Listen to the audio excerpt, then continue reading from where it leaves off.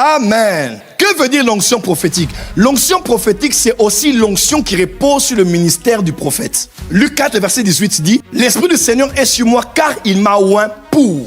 Il m'a donné l'onction pour. » L'onction, c'est l'onction. Pour, c'est la fonction. En d'autres termes, avant de recevoir l'onction, tu dois découvrir la fonction. Parce qu'une onction qui vient sans avoir déterminé quelle en est la fonction, finira par t'amener en prison ou par t'apporter des frustrations. Ainsi, je te donne un conseil.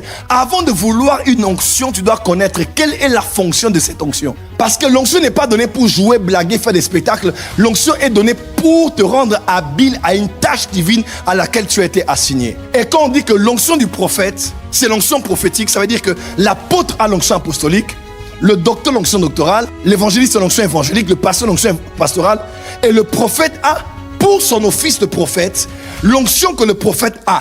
C'est ce qu'on appelle l'onction prophétique. Ce soir, j'ai beaucoup enseigné. 2 Corinthiens 3, verset 5. Nous ne pensons pas que nous sommes capables de faire quoi que ce soit, quelque chose tout seul. Mais c'est Dieu qui nous a rendus capables de faire ce que nous faisons. Dans ce qu'on fait là, c'est pas par notre...